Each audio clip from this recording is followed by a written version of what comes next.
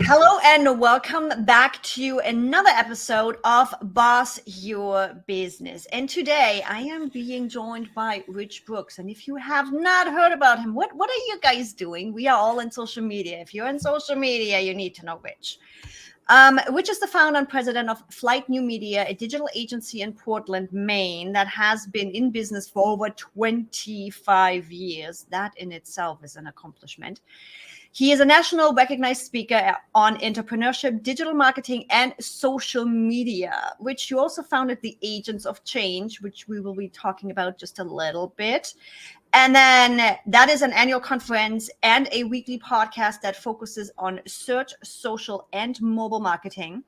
Rich, you are also the author of The Lead Machine, the Small Business Guide to Digital Marketing, a popular and well-received book that helps entrepreneurs and marketers reach more of their ideal customer online.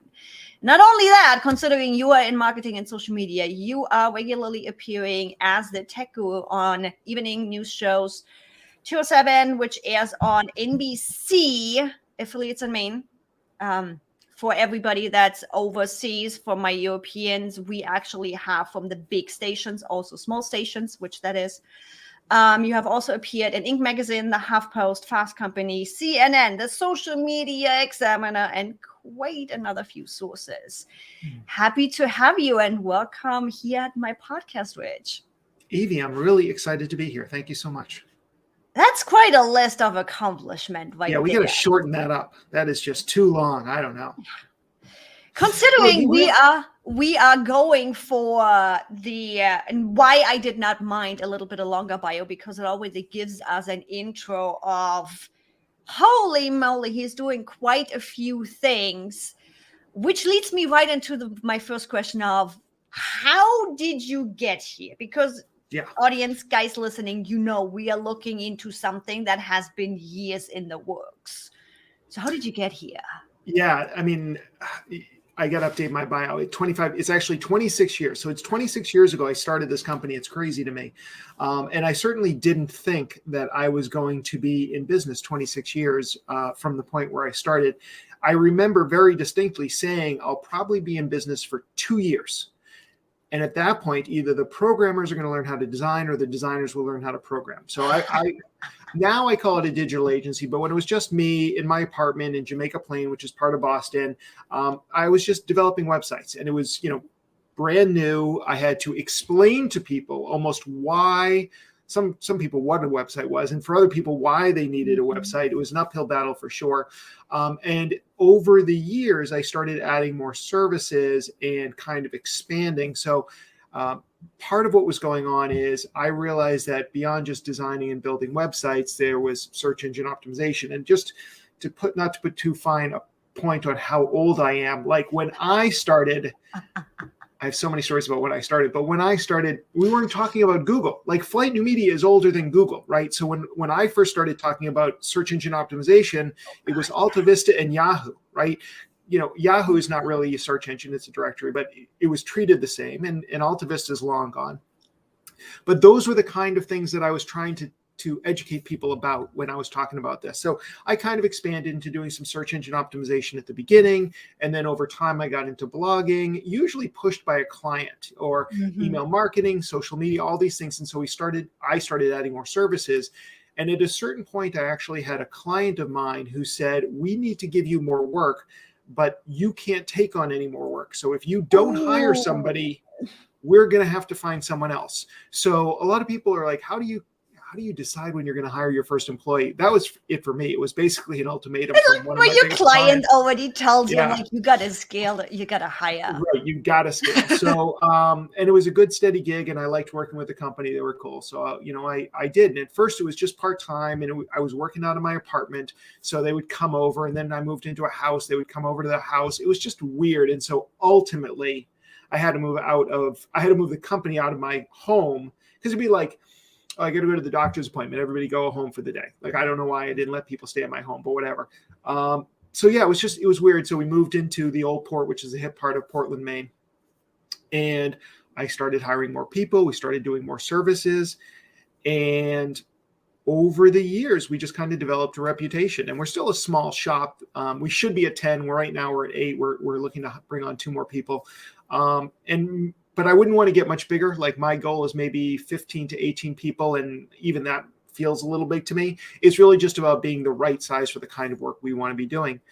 But yeah, I mean, there's a lot more to it than that. So I'm happy to answer any follow-up questions, but that's basically how I got started, and then just continued on and got better at finding people who could do what I couldn't do or do it better than me, so that I was able to kind of scale up and get to the point where I am right now. And it's been an interesting journey, and where I am today is much different than where I was 5 years ago, and certainly much different than I was 26 years ago.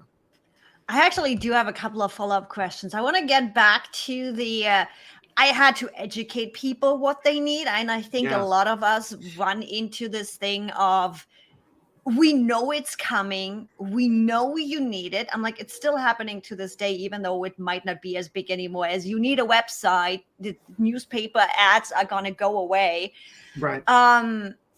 How do you remember how that was, being kind of like at the forefront of something like that, where it's like right now it's kind of like the AI scene where it's like, you should use it, and there's still people fighting it.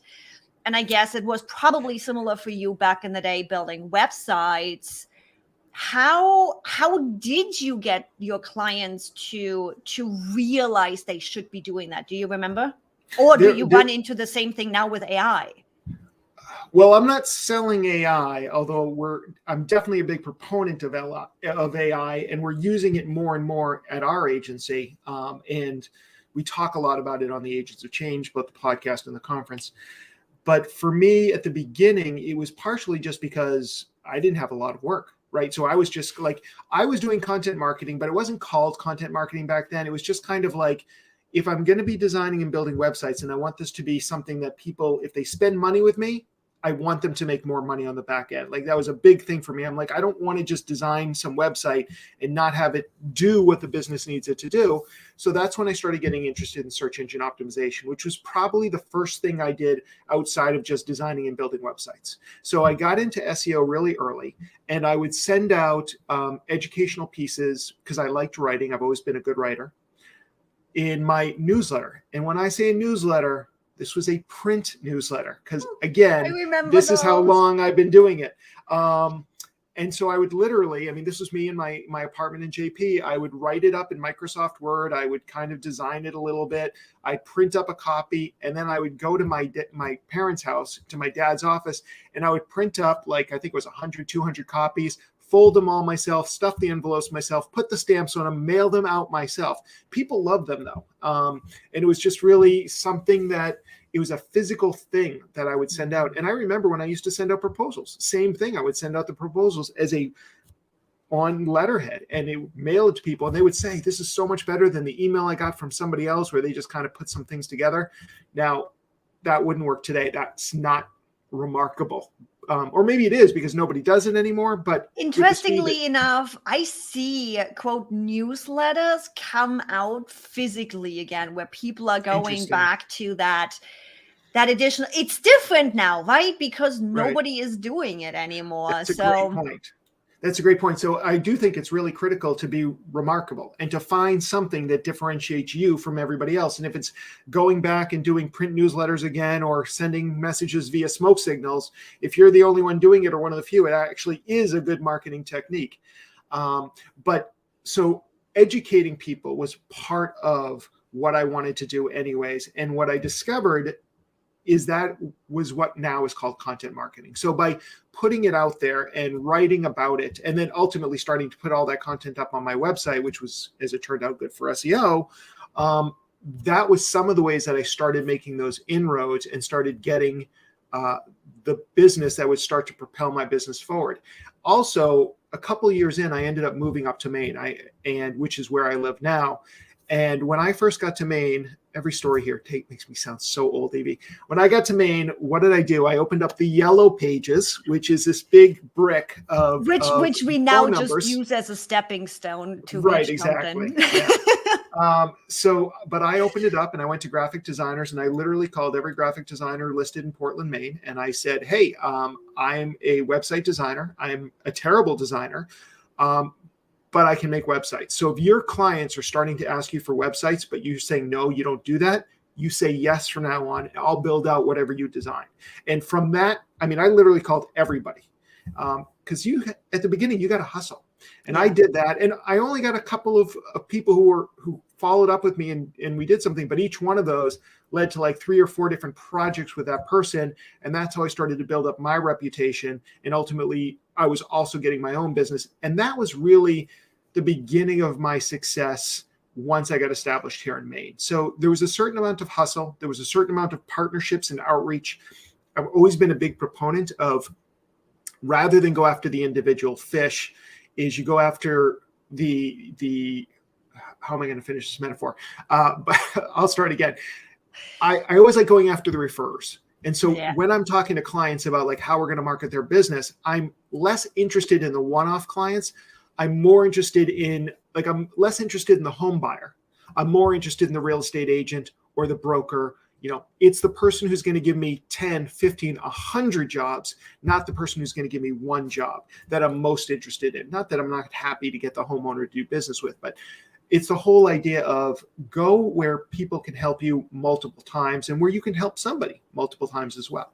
You're being more efficient, where it's like, rather than going one by one, I'm like, we still do this to this day where we are tapping in somebody else's audience. So rather than going one by one, can you hold a masterclass for a specific other group? Can you reach other coaches? Can you reach certain niches where it's like, again, as you said, going after a real estate office rather than the single real estate agent? Right. Exactly. It's just efficiency.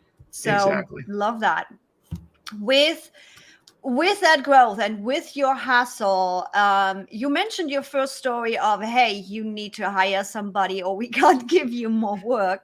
Right. That was kind of like the wake-up call of, hey, we need to hire somebody. How are you making hiring decisions and growing your team decisions nowadays? Because I'm assuming your clients don't have to tell you anymore. No. And it has evolved dramatically. Like, I wish I could go back and talk to that younger Rich Brooks, right? Because I literally took out an ad in the local rag and just said, hiring web developer, whatever it was that I did. And I usually get a few people. I talk to a couple of them and just make a decision. I didn't test them. I didn't come up with any sort of plans. I didn't use, there was probably Monster back then. And I think there was a site called Hot Jobs. I wasn't using any, I didn't know any of this. I didn't have any HR experience. I had never taken a business course in my life. So I was making it up as I go along. Now, as time went on, I started to get better at, like doing things that would get me 50 or 80 or 100 resumes for a given job. And as we started to become a bigger, more well-known entity around town, that also helped as well. These days, I'm only involved in the very last part of the hiring process. So most of the hires right now, because right now we're looking for a junior WordPress developer and a junior marketer on our team. The people who are in charge of those departments, they're the ones. I mean, I help them figure out what we need, but they're the ones who are doing all the outreach. They're the ones who are doing the vetting, the first or second rounds of interviews. I'm only brought in at the end just to make sure that there's a cultural fit. Because with a business as small as ours, it's not that you need everybody who thinks alike. That's not at all a good idea. But you need to make sure that that person is going to come in and be a good fit for the company, because one bad employee in a small company can disrupt everything and just make it an unhappy place to work. And I'm a big believer in teamwork over the superstar mentality. And I'm not saying that one is better than the other. I'm just saying, for me and the kind of business I want to grow, for me, it's more about like we work together as a team, which means there's no superstars on the team and everybody brings something to the project. So these days I'll just come in and I'll just make sure that I don't see any red flags. Like somebody comes in and they're super arrogant, or they're not that shyness is necessarily a bad thing, but like if they can't answer the questions, or I ask them a strange question, they're like literally have, blank look on their face and they don't know how to answer it. Like these are things where I'm like, okay, maybe this is not the best hire for us. And but it's interestingly enough, I love how you look in the team for value and energy alignment. Interestingly, I literally just came across some numbers yesterday where if you are around productive people, you will be simply just by being around them, be 15% more productive. However, if you are around people that don't like their job, that are complaining, you will be 35% less productive. So that's a huge swing. That whole alignment right there it's a make or break. So I think we both really closely align in that. Yeah. And I think what people who are listening to this need to also take away, though, is I'm definitely not saying that you want a bunch of people who think exactly alike, because that's also problematic. In fact, my director of operations, Lindsay, she's been with me for over 20 years. She's amazing because she's so different than me. I have a million ideas. I'm like, oh, we should do this. We should do this. We should do this. And let's do this.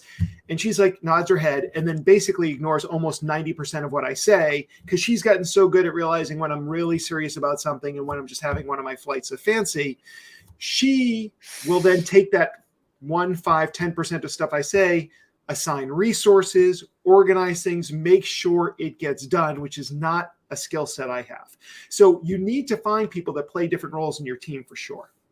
And I know I'm like, in the show notes, guys, I get show notes from every of my guests. In the show notes, you mentioned the first big thing of hiring an ops manager. And that's what just came to my mind, because we know I'm the same way, where it's like, oh, I want to do this and that and here and there. And I get into my CEO brain and I'm having fun and I'm playing out all of those ideas. Doesn't mean that they all have to happen now or that they all have to happen. Right. So having that counterpart that's like, okay, Rich, you go play, Rich. It's all good. Right. Have fun. You get up on stage. You think big stuff. I'll actually get some work done. I mean, literally, Lindsay runs the company day to day. I mean, I don't even have any qualms about that. And this came out of a book called Traction? No, Rocket Fuel, written by the same guy who wrote Traction. And basically, it is about the visionary. That all great companies, the idea is, have a visionary and an integrator. And although I don't like the term visionary because it sounds like I'm making more of myself than I am, the idea is somebody who likes being the center of attention, likes being on stage, has a million ideas, can't get stuff done, right? Like a lot of us. The integrator, which is so critical, is that person who shies away from the spotlight, but is the one who creates systems and creates order out of chaos and makes sure that the trains run on time. And when you have a good relationship where those two people respect what the other person brings to the table, that's magic. Or as the book title says, that's rocket fuel right there. And it's interesting because I'm literally on that same journey right now, where I do have a team that takes care of my content and things I don't like doing. And I'm like, things are falling off the deep end because I need that implementer. I'm a quick start. I run, I do. Now I need somebody that actually can do that little stuff, the follow up and keep me in order and tell me what the hell I'm supposed to be doing. Right. It definitely makes a difference. And it allows us to think those big thoughts and see the big trends and make big decisions about the future of the company and the direction of the company, which is critical. And sometimes I feel bad because I'm like, oh, I'm giving her all the grunt work. She loves that work. Where she looks at me, she's like, oh my God, how can you get up on stage and talk like that? I'm like, oh my God, that's the easiest thing in the world. I just get up there and start talking. But that's put a microphone in my face and I won't stop talking. Right, exactly. So it's really, it's finding those people with complementary skills, not a bunch of yes men. No. And with that, we already started talking about a little bit about processes and workflows that are allowing you to do what you want to do, specifically with Lindsay, who is picking up the things, who is taking care of you not being in all of those processes and workflows because she loves doing it. What are some other things that allow you to run your business how you want to run it, to be on stage, heck, to even put on Agents of Change, which is like a huge conference? And I'm like, I've done it once. It's, you guys have fun with it. I come as a guest. Yeah. I think a lot of it does come down to delegation, not just to Lindsay, but developing out a team where I think over the past few years, I've done less and less client-facing work. Like I do business development because I'm still loving it and I'm good at it. And people usually want to talk to me at some point, especially if they saw me speak on stage. And I'm also good at like kickoff meetings and content creation, that sort of stuff. But I shouldn't be the one running Facebook ads for any of our clients. Like, that's just not where my skills lie. That's not where my passion lies. So I think the biggest thing is just getting people trained up and creating these systems, or having somebody on your team who can create these systems so that there's delegation. So you can, depending on what you want to do, there's less and less on your plate. So for me, I just decided last year, I'm like, with this one particular client, I'm like, this is the last client I work with. Like, I am done. I'm not saying I'm not going to be part of business meetings or things like that. And if there's ever a problem with a client, I'm really good. If things go wrong, like, I can usually figure out a solution that makes everybody happy or happy enough.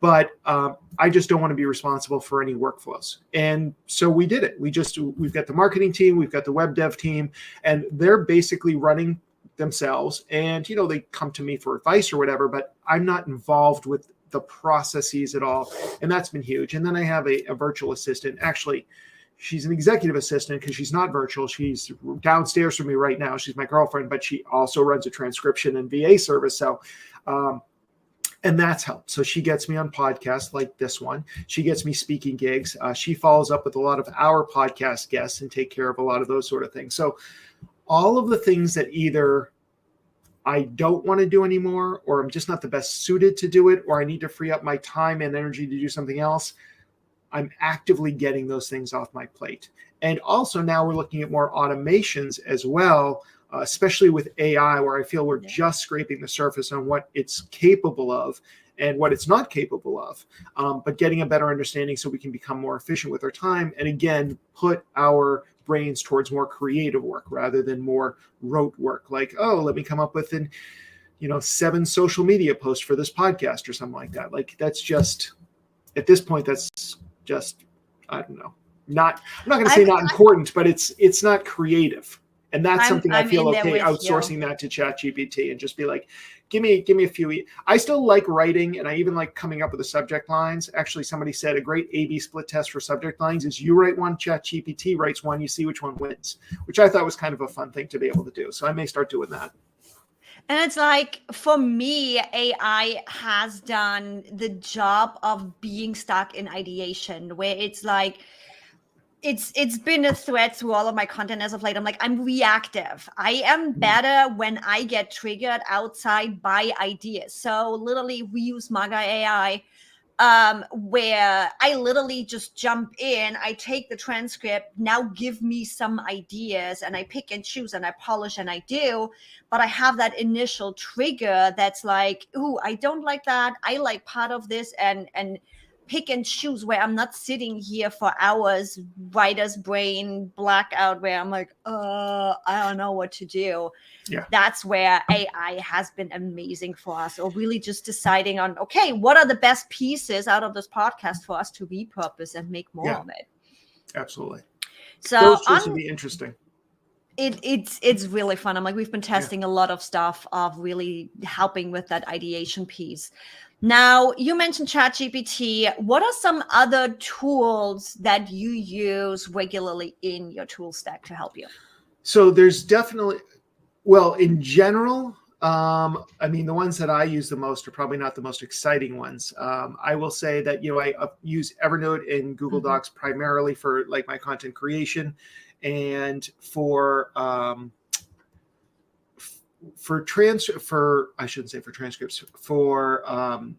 my podcast, I've actually just started playing around with Fathom, which is actually part of the Zoom world. And I found that to be really interesting. The first podcast I did was not the greatest AI summary, but then I did a sales call and I asked the person across the table, so to speak, if they minded if I recorded, and the conversation was all over the place. When I got the AI summary, I'm like, this is amazing, because I'm always like, so much is lost in those phone calls. So from now on, I'm going to ask permission with everybody, and I'm just going to have it write up a summary, and I'll send it off to the person, after the fact. That's an interesting tool for me too. But because I'm doing less work, it's a little bit easier for me. We use Basecamp for all of our project-based work. Basecamp 3 at this point.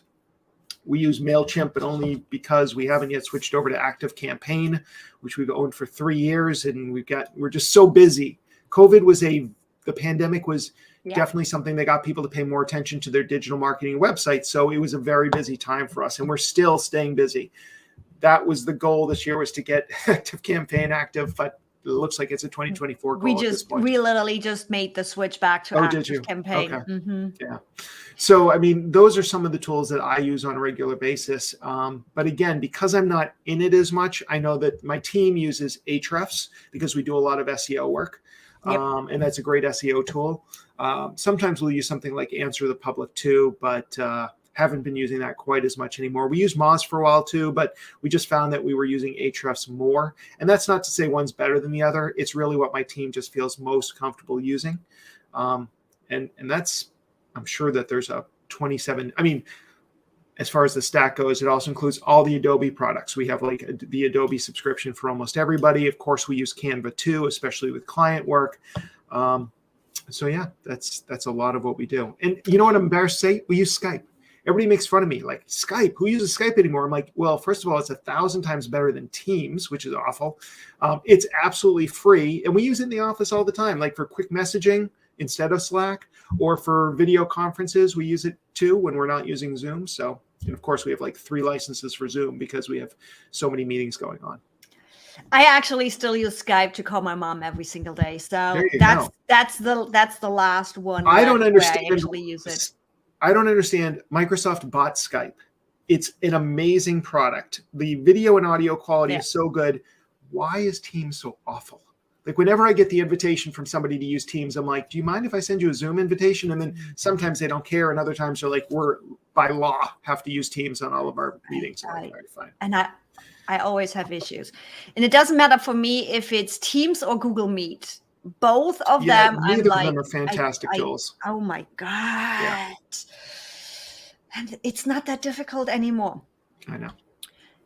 With that, tell my audience a little bit about Agents of Change. Who should come? Why should they come? I know. Because I freaking love Agents of Change. Yes. So obviously we've got the podcast that's been going on forever. So the conference was something we had put on 8 years in a row, and then the pandemic happened. So we put it in the back burner. And this was the first year we decided that we wanted to bring it back. And we made some major changes to it. You know, we didn't know, are people going to want to come to live events? And to be honest, I've seen a mixed bag from different events. But we are bringing it back. We're in a very cool new space. We're going to do single track. We've got digital marketing experts from all over the US and Canada coming to Portland, Maine, October 4th and 5th. We're going to be dealing with subjects like marketing and artificial intelligence. We're going to be talking about Google Ads. We're going to be talking about local SEO, video for SEO. We've got a Facebook ads expert coming too. We've got neuromarketing experts coming to talk about what makes your clients tick. Just a full day of inspiration. And the brand Agents of Change has always been about what do you need to know to succeed today and what should you be paying attention to in the future. So that's really the vibe of it. It's a very cool. Everybody who comes is always like, oh, this is like a great conference. It's not too big. It's not too small. I got a full day out of it. And then the following day, we do what we call our deep dive workshops, which are 3 hours, small classroom style, very hands-on. Bring your computer or your phone, whatever it happens to be. And that's where we get some of our experts to just really sit down and, like, one woman's going to do a paid search audit. Another person is doing, GA4 stuff, so really optimizing your GA4 experience. Mercer, who's just brilliant. But we've got all of our speakers set up now, just officially as of yesterday, and feeling really excited about it. We've already sold more than half of the tickets. We've got regular tickets, VIP tickets, and then for people who for some reason won't make it to Portland, Maine in October, despite the fact that that's the best time of year to have lobster and all the leaves are changing, we do have a digital pass that's good for the first day. So you can learn all about it on the agentsofchange.com website. And so if you're an owner or a marketer or an entrepreneur, definitely check it out. And hopefully we'll see you in Portland, Maine in October. You guys will find the link in the description, and there might be even a little savings there for you. Yes, if you use the discount code AskEvie, so ASKYVI, when you're checking out, you'll save $25 off of any ticket at any price. So make sure you remember that code. And guys, there is no question. So no matter if you are joining digital or if you are joining in person, it is an amazing conference. And I love in-person conference because the energy is just completely different, catching up with everybody. So we'll see if it fits on my calendar. There is a whole bunch of things and conferences going on. With that, everybody, as always, you will find Rich's information, all the links, all the things right in the description. And I'll see you for the next episode. Thanks for joining me, Rich. My pleasure. Thank you.